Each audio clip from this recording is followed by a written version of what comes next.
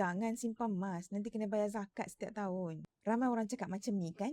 Tapi mereka salah faham besar tentang zakat emas ni. Ada orang takut simpan emas sebab fikir kalau zakat setiap tahun lama-lama, habislah harta.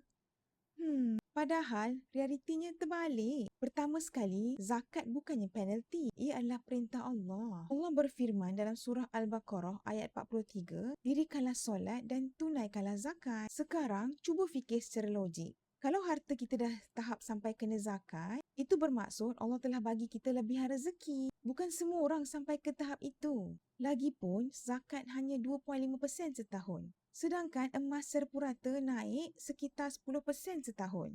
Maknanya, secara matematik pun, harta masih bertambah.